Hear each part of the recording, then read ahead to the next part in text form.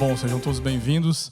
Nós vamos falar rapidamente hoje aqui sobre a nova ISO 30401, a norma de gestão do conhecimento. Então, nós vamos trabalhar rapidamente, gente, sobre os requisitos dessa norma, né, que ela recentemente foi lançada. Né, nós estamos falando de uma norma que foi editada em novembro de 2018, e ela tem um conjunto de requisitos muito similar às normas ISO que talvez você já conheça, né? Então, ela tem a mesma estrutura de requisitos, só que todos eles, então, voltados à gestão do conhecimento. Por que uma empresa implantaria ou buscaria essa norma como algo para implantar no seu negócio? Na verdade, para que ateste que há a possibilidade de nós termos um conjunto de requisitos onde seja possível colocar isso em prática dentro das empresas. Nós não temos nenhum outro instrumento hoje que pudesse demonstrar a implantação da gestão do conhecimento, e por isso ela veio. Então, o que nós vamos entrar aqui, gente? Primeiro, sobre a ISO, né? Um pouquinho sobre isso. A ISO é a denominação para International Organization for Standardization, uma organização que tem sede lá na Suíça e que mais de 200 países fazem parte dela e que apoiam tudo aquilo que a ISO faz em termos de normas. Nós temos um conjunto de normas, que eu coloquei só algumas aqui, para vocês relembrarem, que são normas ISO da série, né? 9.000, 14.000, 19.600, a gestão de compliance, o Maurício vai falar um pouco sobre isso. 21.001, gestão de organizações educacionais, é uma norma nova que está saindo por aí. 22.000, a norma de alimentos, 27.000, segurança da informação, 37.000, antissuborno, está bem ligado essa norma de compliance atualmente. 45.000, gestão de saúde e segurança ocupacional, 56.002, né, professor João Arthur, falávamos agora há pouco, a norma de gestão da inovação. Então, diversas normas ISO têm se proliferado, né? Nós conhecíamos a 9.000 no passado, que tem um conjunto de requisitos ligados à gestão da qualidade, e nós temos várias normas, e agora temos a 30401, que é a norma ligada à gestão do conhecimento. 8 princípios permeiam essa norma, gente. 8 princípios estão nela. Os princípios são os seguintes: natureza do conhecimento, fala que o conhecimento é intangível, complexo e criado por pessoas. O valor, né, mostrando o tamanho do valor que o conhecimento tem para as organizações inovadoras atualmente. O foco, né, que ela deve atender a objetivos, estratégias e necessidades organizacionais. Nós veremos que o primeiro requisito da norma fala exatamente sobre isso, inclusive.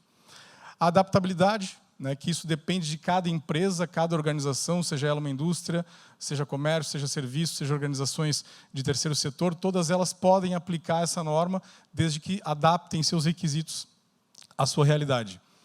O entendimento compartilhado, as interações com pessoas, conteúdos, processos e tecnologia.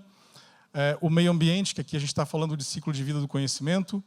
A cultura, que talvez seja o grande desafio, o desafio inicial para a implantação de uma norma como essa dentro das organizações, de nós atuarmos em cima da cultura da organização, e a interatividade no sentido disso ser feito por etapas, né, incorporando ciclos de aprendizagem, feedback e assim por diante.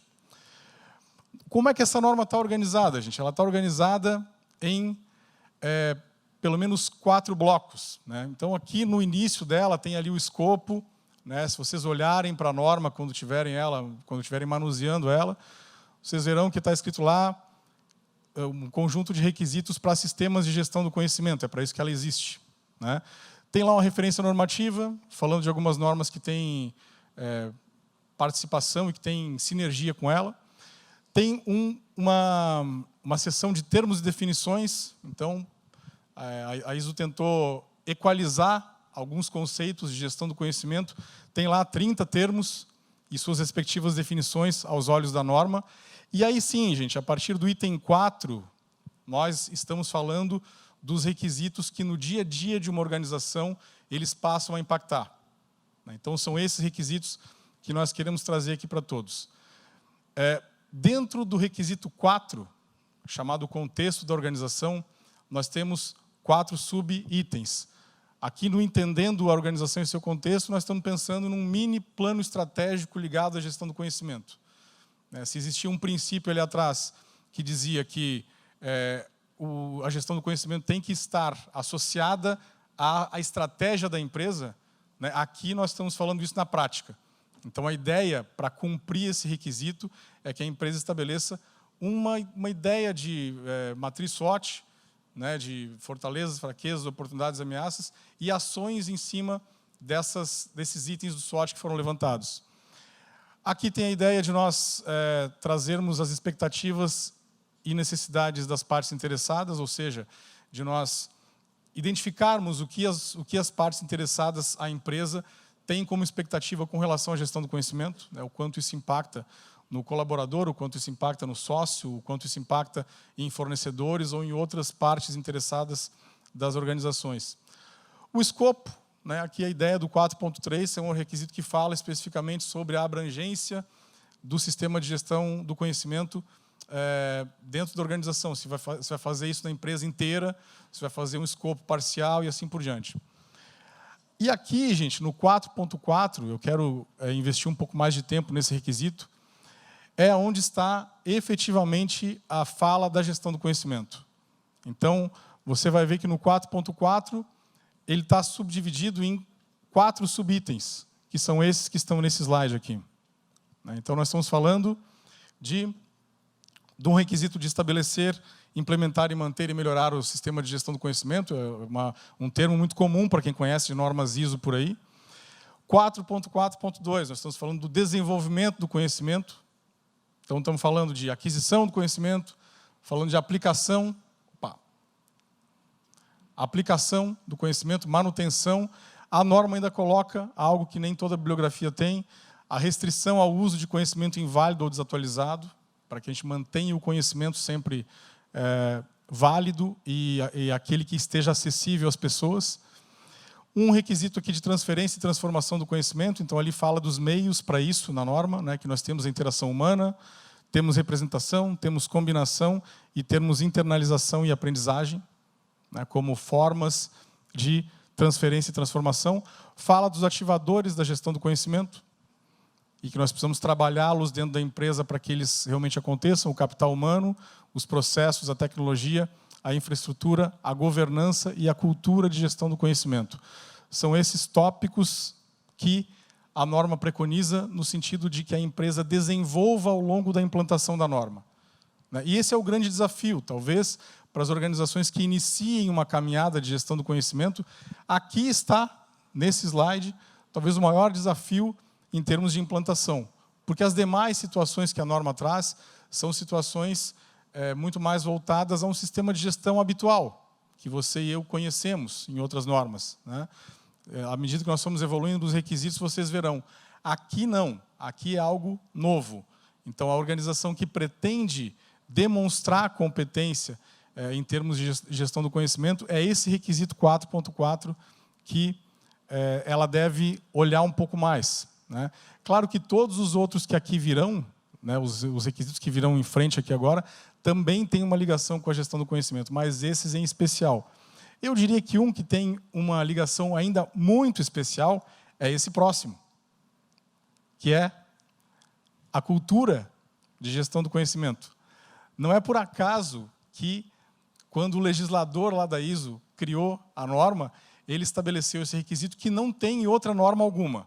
Pode buscar a norma de gestão da qualidade, norma de gestão ambiental, norma de gestão de saúde e segurança. Esse requisito não existe. Talvez pelo entendimento do quão é chave para uma organização que pretende implantar a gestão do conhecimento desenvolver a sua cultura. Então, veja só, como comprovação para uma auditoria, né, a empresa precisa demonstrar, esse verbo é importante, que a cultura foi abordada como um meio para apoiar o sistema de gestão do conhecimento, e a norma, gente, ela estabelece ainda um anexo C dentro dela, onde tem uma série de opções, né, que ela permite para que a empresa utilize ou então desenvolva a sua cultura de gestão do conhecimento. Então, aqui está a importância desse requisito, o quanto é chave para a implantação. Os demais requisitos daqui para frente, eu vou tentar contextualizar isso em cima da gestão do conhecimento, porque a maioria deles são requisitos conhecidos de normas ISO, para quem já os conhece. Um requisito ligado à liderança e comprometimento, liderança é o nome dele, né? e liderança e comprometimento sub-requisito, tem ali 11 maneiras de alta direção de uma organização demonstrar comprometimento com o sistema de gestão do conhecimento. Então, alguns desses tópicos a empresa vai aplicar, pode ser a promoção dos valores, a política de gestão do conhecimento, a gestão do processo de mudança, que é citado na norma também, para a implantação da gestão do conhecimento, entre outras formas.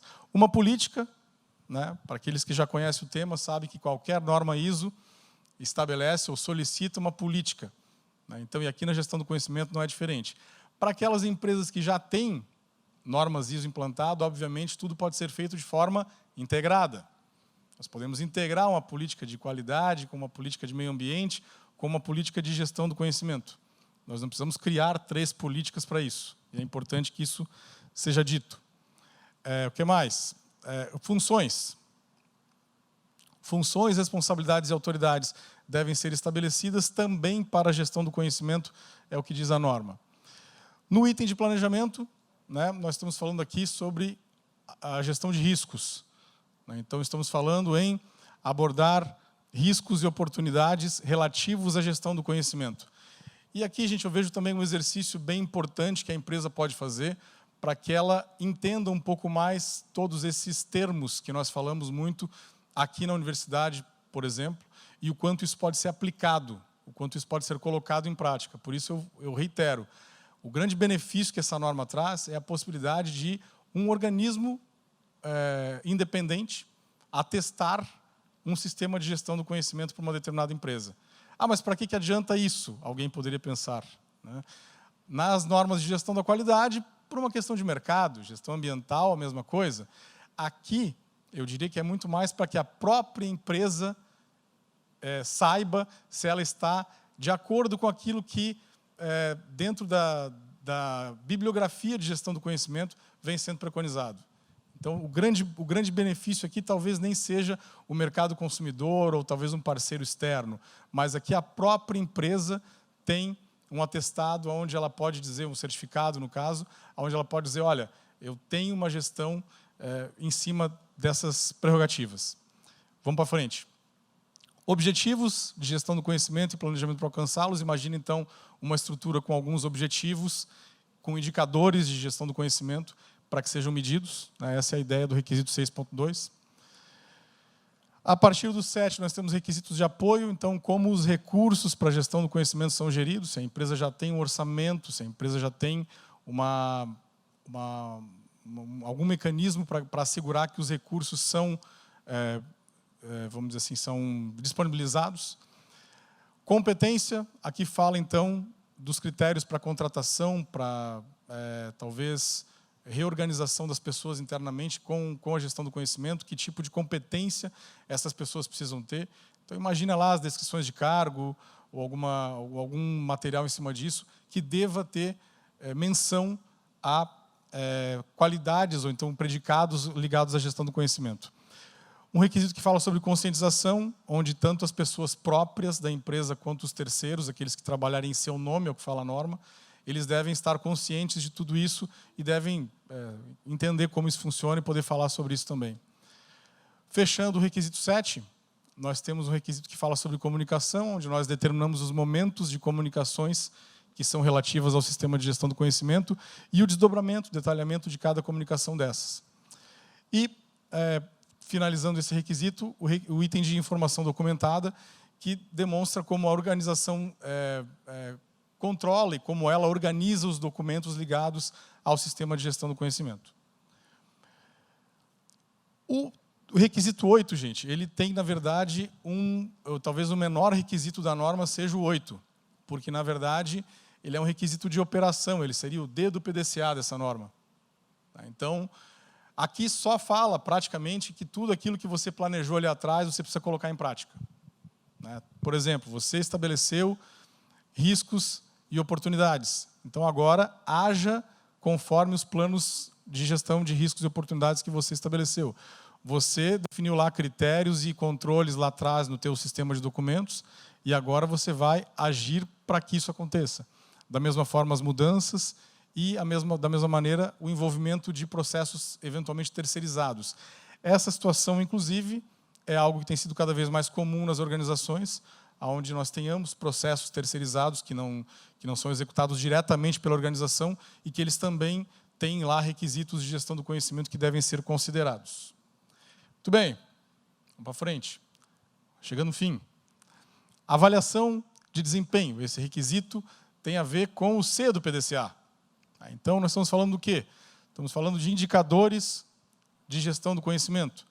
Uma rotina para que a empresa avalie, para que ela determine e avalie indicadores de gestão do conhecimento. Requisito 9.2 de auditoria interna. Como todo sistema de gestão que a ISO preconiza, deve ter uma auditoria interna, as pessoas devem ter formação para auditar internamente e verificar se todos os requisitos que nós temos passado estão efetivamente implantados na empresa.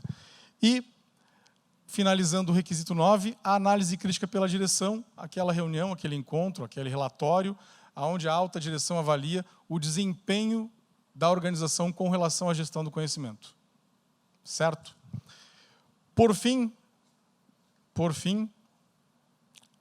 melhoria. Né? 2 requisitos voltados a isso. O requisito de não conformidade e ação corretiva, teremos não conformidades ligadas à gestão do conhecimento e temos como gerenciar essas não conformidades. E o requisito de melhoria, que segue na mesma linha das demais normas ISO, estabelecendo o desejo da norma e a menção a que a empresa melhore continuamente o seu sistema de gestão do conhecimento. Esses são os requisitos, gente. Então, o que tem de diferente aqui? Para nós resumirmos. Em especial, o requisito 4.4. Se você tiver acesso à norma, busque esse requisito como princípio, vamos dizer assim, para que a gente possa estabelecer um início de estudo em cima dessa norma. E o 4.5, cultura de gestão do conhecimento. Eu diria que esses 2 são aqueles que mais diferem de outros requisitos de normas ISO. De novo, por que tudo isso é importante? Porque nós falamos de gestão do conhecimento, nós estudamos muito sobre isso, nós estabelecemos uma série de premissas, valores e estudos, artigos em cima do tema, e aqui está a materialização. Nós estamos materializando isso para a gente efetivamente colocar isso nas organizações. É uma das maneiras que nós temos para fazer isso. Nós estamos aqui, gente, propondo de forma muito humilde ainda e muito embrionária, né, uma ideia de modelo de implantação para essa norma. Né? Isso vai ser, certamente, tema para uma tese que está sendo desenvolvida aí por este que vos fala. Então, mais à frente, eu vou poder falar com um pouco mais de propriedade. Nós talvez lembraremos desse dia daqui a uns 2 ou 3 anos. Mas, olhando para a norma, observando toda a bibliografia existente que nós já temos estudado nesse primeiro ano de doutorado, eu posso dizer para vocês que a premissa básica para nós entendermos, vamos dizer assim, a implantação é a empresa estabelecer como fundamento uma cultura de gestão do conhecimento.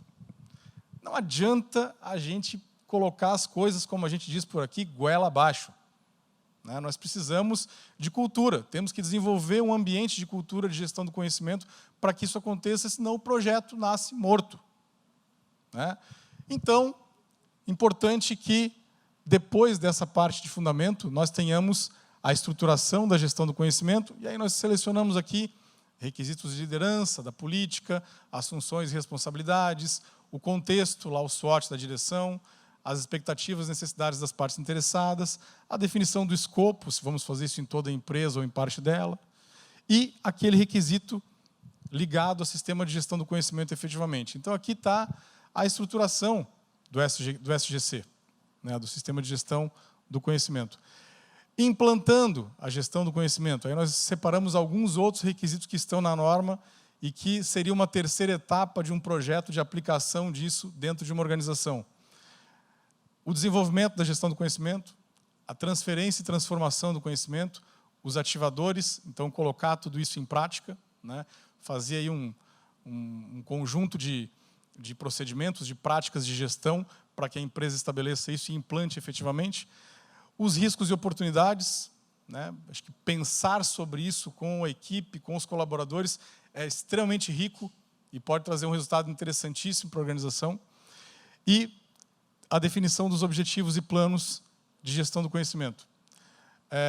Atividades de apoio, né? Então, o providenciar dos recursos, das competências, da conscientização e da comunicação, e o tópico 5 de prática da gestão do conhecimento, os tópicos de monitoramento, indicadores, auditoria interna e análise crítica, e, por fim, o item de melhoria, que é o ciclo PDCA rodando aqui, nós estamos falando sobre ele, e é mais ou menos nesse sentido que nós pensamos numa proposta de implantação. Está aqui a figura como um todo, né? Eu quero fazer um agradecimento especial ao professor Neri dos Santos, que eu vejo ele aqui na plateia. Foi ele que me apresentou a norma ISO 30401 numa das aulas que nós tivemos esse ano, né?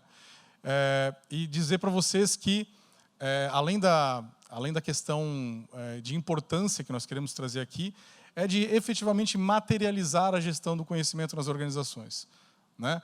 Nós, como temos falado, estudamos e colocamos diversos conceitos nos nossos artigos, nas nossas dissertações e teses, né? E eu tenho certeza, sei que esse é também um dos objetivos aqui do EGC, de nós levarmos isso para as organizações de uma maneira que isso possa fazer diferença lá nas empresas e que essa parceria entre organizações e universidade permaneça firme. Perfeito? Obrigado ao tempo de vocês, obrigado pela atenção.